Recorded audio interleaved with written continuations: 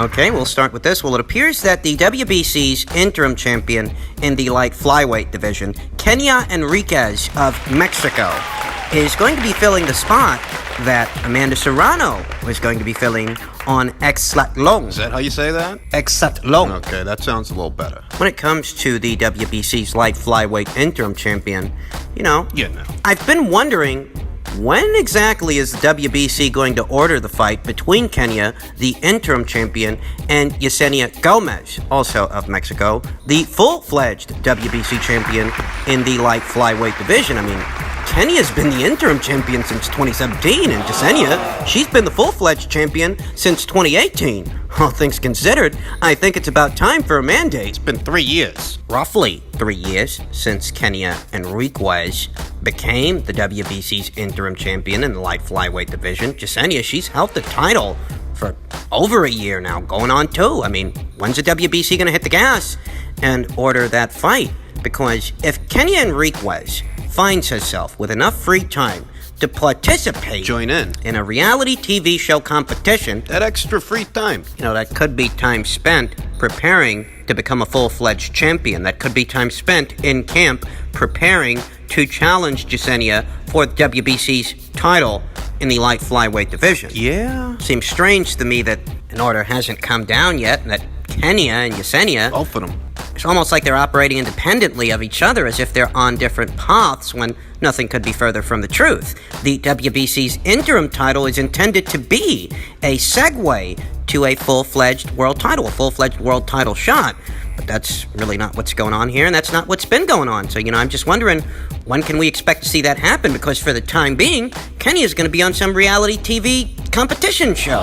It's the WBC's job to ensure that the interim champion gets a crack at the full-fledged world title, at the full-fledged world champion. I mean, that's their function. That's what they're supposed to do. That's their job. Some time ago, about a year, Kenya Enriquez was on camera saying that WBC actually approved the fight between her and Yesenia Gomez. She said that it's going through, but as it stands, I've not seen anything materialize yet. So I am left wondering, what's going on here? What's the holdup? Because I'll tell you what, I get the impression that if Kenya Enriquez were a full-fledged WBC champion in the light flyweight division, we'd probably be seeing unification fights. We'd probably be seeing those kinds of matches. As it stands, Yesenia's been champion for what? 2 years now, something like that?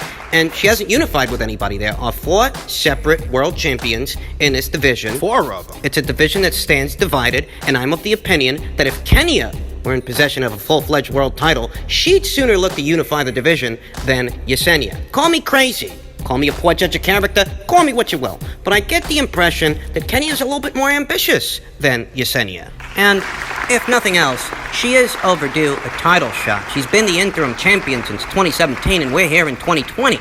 So, going to be monitoring the situation moving forward and seeing what, if anything, develops. Moving on. Per a tweet from Michael Benson, Charlo versus Jason Rosario is reportedly being targeted for late September. Negotiations for the WBA, WBC, and IBF Super Welterweight unification are said to be moving well, with the IBF accepting a request for it to take priority over their mandatory, according to ESPN.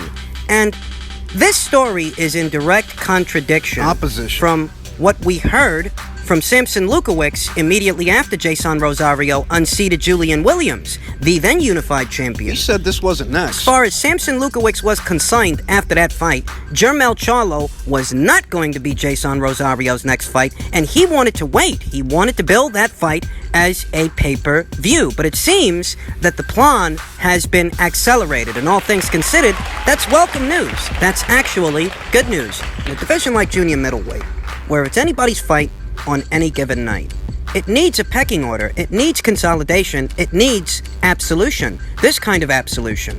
The consolidation of all the world titles that are in circulation. This makes up 3 of the 4. The 4th being the WBO title in possession of Patrick Teixeira.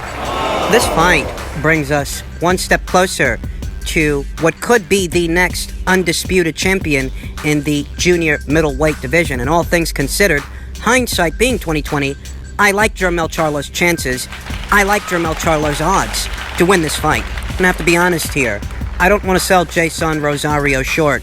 I don't want to marginalize his victory over Julian Williams, but it did seem rather arbitrary to me the way things happened in that fight. Seemed like a flash in the pan. This is the same Jason Rosario, after all, who was stopped in 6 by Nathaniel Gilmore. The same Nathaniel Gilmore that was decisioned 2018 by Julian Williams. Also that same Julian Williams can pine around in 2020 and get stopped by that same Jason Rosario? It's anybody's fight on any given night. And nothing about Jason Rosario's win over Julian Williams communicates longevity to me. Those eggs need more bacon. I want to say that I view Jermell Charlo as a more solid guy than Julian Williams. Julian Williams, for all his virtues and the sensational performance that he put on against Jarrett Hurd when he himself became the unified champion, He's chinny. doesn't strike me as a guy that takes the best punch. That was evident in his fight with Jermell Charlo, and that was once again evident in his fight with Jason Rosario. The guy's chinny. Julian seems like a stand-up guy, good boxer, but the guy's chinny. I just so happen to think that Jermell Charlo is a better, more durable physical specimen than Julian is. That not only is Jermell Charlo a more concussive puncher, but he takes a better punch than Julian does. My preliminary thoughts are, I like Jermell Charlo to win the fight. I like Jermell Charlo to unify the WBA, WBC, and IBF titles. I think he can do it. I think he can pull this off. And I think that while Jason Rosario's win over Julian Williams, beating the odds in Julian Williams' backyard, whilst admirable, is still not convincing enough an argument in this situation. It's not. This is a whole different kettle of fish. The only question now is this fight going to be a pay-per-view the way Samson Lukowicz wanted it to be a pay-per-view? I mean, we know that he didn't want the fight to be Jason's very next fight, but we see what happened with that. We see that there has been a change of heart. Fight's on. But what about the fight being billed as a pay-per-view? Is that what they're planning on doing? Because I don't know how many buys a fight like this can do. Try and understand that whilst this is one of the better, if not the best fight the junior middleweight division has to offer, that in it of itself doesn't make this pay-per-view worthy. Neither one of these two guys have all that big a following. Not many, if any, fighters do in the junior middleweight division. Junior middleweight, that really ain't one of the glamour weights, you know. I'm not trying to sell this fight short. I think it's a great fight, and I'm glad that it's being made. But the thoughts of a hardcore boxing fan, the hardcore boxing fan, isn't who you're targeting when you put on a pay-per-view. An $80 one. So I am curious as to how this fight is being billed. Will it be billed a pay-per-view the way Samson Lukowicz wanted it to be billed as a pay-per-view, or is this fight that we're going to get to see on either Showtime or Fox? That's the question. One way or another, we're going to find out soon enough. And finally, per tweet from Michael Benson, Canelo-Smith has reportedly now been offered $5 million to fight Canelo on September 12th. It's claimed he was initially asking for $6 million, but the hope is they'll be able to negotiate a deal, as this is the fight Canelo and DAZN want. There have been any number of names associated with Canelo Alvarez's next opponent. Sergey Derevyanchenko, Jermell Charlo, David Lemieux, Jason Quigley, John Ryder, Billy Joe Saunders, Callum Smith. I mean, it's been musical chairs all goddamn summer. Canelo Alvarez, being the face of boxing, at least on this side of the world, commanding the kind of marquee value that he does, you would have thought pinning down an opponent for this guy would be a lot easier, and it's been anything but. I mean, this global pandemic certainly hasn't helped the situation. I think that there have been two things primarily at work here. One is that right now, DAZN, like everybody else, has limited resources. Under normal circumstances, this probably all would have been a non-issue. DAZN plans on debuting in the United Kingdom, and they mean to use Canelo Alvarez's very next fight to do it. So this is important. They do want to make a splash. They do want to leave a lasting impression on the people over there across the pond in the United Kingdom. They want to use Canelo Alvarez's next fight to do it. In order to do that, you need an interesting opponent. But interesting opponents are going to demand interesting money. Therein lies the dilemma. So one, I think DAZN, much like everyone else right now, perhaps has limited resources. And two, got a lot of fighters with a self-defeating attitude.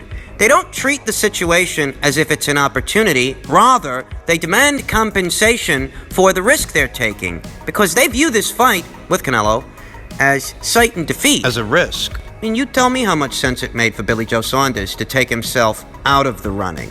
You know, him even becoming a champion in the super middleweight division flew largely under the radar. How far do you think you're going to get fighting guys like Shafat Isufi and Caceres? Those guys. You're not really in a position to turn down these kinds of opportunities, but that's what the guy did. What do you think that's gonna do for your career? A fight with Canelo Alvarez, even now, is still the most lucrative fight that any fighter can have anywhere, from 160 to 168 to 175.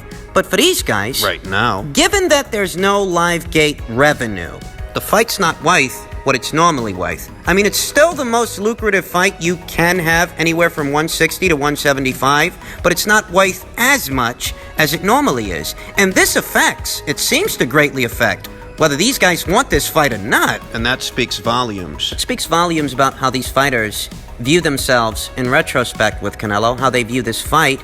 Do they like their own chances? Are they backing themselves to win or not? Are they even thinking about what's on the other side of this fight? Or do they just want to get paid to show up? Because it seems to me that a lot of these guys are more concerned, more focused with what they're going to be paid to fight Canelo as opposed to what happens to their careers if they beat him. They don't think they can beat him. I mean, that's how it looks from where I'm sitting. If Billy Joe Saunders is going to let the parade go by, and he's going to let that fight land in Canelo-Smith's lap, it's because he doesn't really want it. He doesn't like his own chances, and the only incentive for a guy like Billy to take that fight is the money. That's all. Not the opportunity to beat Canelo. He doesn't think he can beat Canelo. That's why he doesn't really want the fight. So on one end, DAZN's got limited resources right now as a result of the global pandemic, not being able to stage cards in front of a live audience. There's that, limited resources.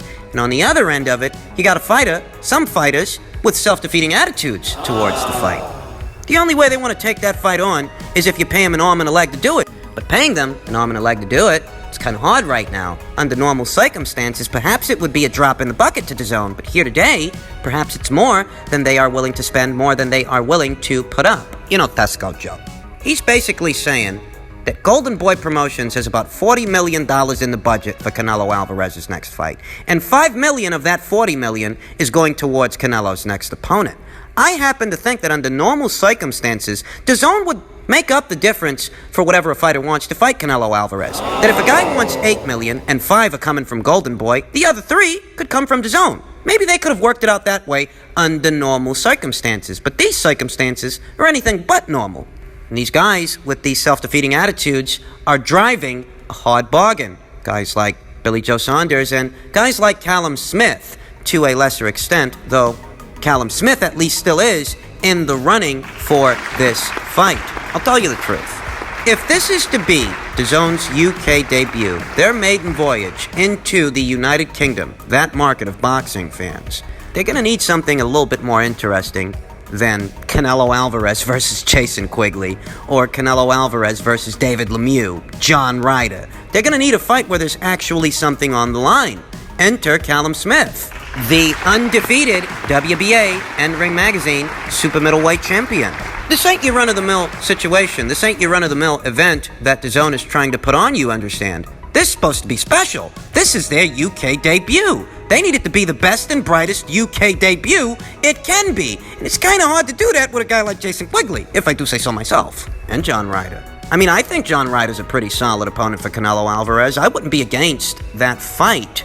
But for a UK debut, where you want to draw as many eyes as you can, well, you're going to need for something to be on the line. What you're going to need is a world title fight. John Ryder, Jason Quigley, and Sergey Devianchenko, they can't give you that. But Canelo-Smith can. So you've got to pay to play.